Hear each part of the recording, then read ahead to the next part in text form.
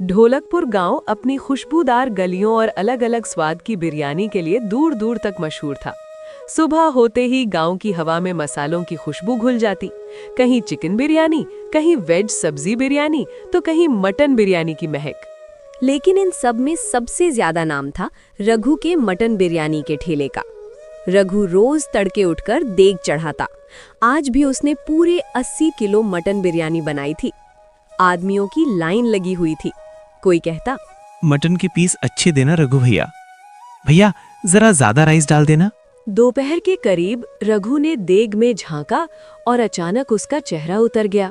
अरे ये कैसे हो सकता है?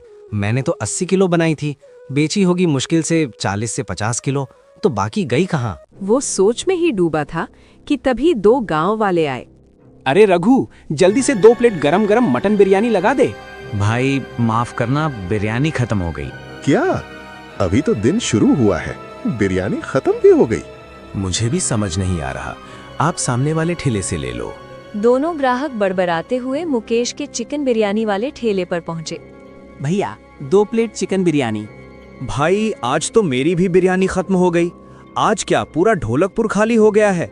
मैंने तो पूरे 100 किलो बनाई थी, समझ नहीं आ रहा कैसे खत्म हो गई। इतने में रघु वहां आ पहुंचा। अरे मुकेश, तेरी भी बिरयानी खत्म हो गई क्या? हाँ भाई, लग रहा है आज लोगों को किसी की नजर लग गई। तभी वहां सभी बिरयानी वाले आ जाते हैं। भाई किसी के पास थोड़ी भी बिरयानी बची है क्या? नहीं भाई, सब हवा में उड़ गई, पता नहीं क्या हुआ है आज। सब एक दूसरे का मुंह देखने लगे। देगें खाली थीं, ग्राहक नाराज थे और सवाल वही था, आखिर ढोलकपुर की सारी बिरयानी गई तो गई कहाँ? उसी पल रघु के मन में एक ख्याल आया। ये कोई साधारण बात नहीं है, सभी की एक ही टाइम पर बिरयानी खत्म कैसी हो गई? कुछ तो गड़बड़ है। अगले दिन सुबह होते ही ढोलकपुर में एक ही चर्चा थी, कोई है जो रात में बिरयानी चुरा रहा है। चाय की दुकानों से लेकर चौपाल तक हर जगह लोग फुसफुसा रहे थे। रघु, मुकेश और बाकी ठेले वाले रात भर सो नहीं पाए थे। सबके मन में एक ही सवाल था, चोर कौन?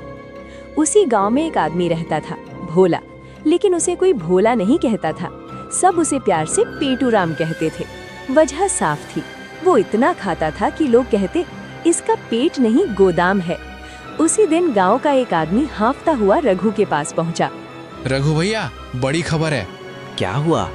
अभी अभी भोला के घर के बाहर से आ रहा हूँ, उसके घर से ढेर सारी बिरयानी की खुशबू आ रही थी। तो यही है चोर, चलो अभी उसके घर चलते हैं। दोनों तेजी से भोला के घर पहुंचे। जैसे ही रघु ने आंगन में कदम रखा, वो रुक गया। घर के बाहर बिरयानी की कई थैलियां पड़ी थीं। अरे भोला, बाहर निकल, मुफ्त की बिरयानी खाकर कहाँ छिपा बैठा है? आवाज सुनते ही भोला बाहर आ गया। अरे रघु, क्या हुआ? इतना चिल्ला क्यों रहे हो? कल हमारे ठेले से बिरयानी चुराकर यहाँ बैठकर खा रहा था और ऊपर से पूछता है क्यों चिल्ला रहे हो? भोला हैरान हो गया। अरे भाई, तुम भांग वांग पी कर आए हो क्या? मैंने तुम्हारी बिरयानी नहीं चुराई। रघु ने जमीन पर पड़ी थैलियों की ओर इशारा किया। तो ये सब कहाँ से आए? ये तो मेरे चाचा शहर से मेरे लिए लाए थे। तभी बाकी ठेले वाले भी वहाँ पहुँच गए।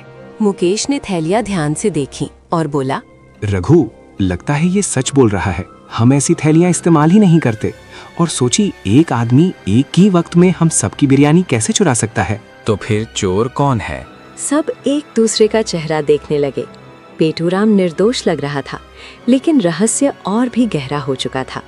ढोलकपुर की गलियों में अब सिर्फ खुशबू नहीं, एक अनजाना डर भी फैल चुका था।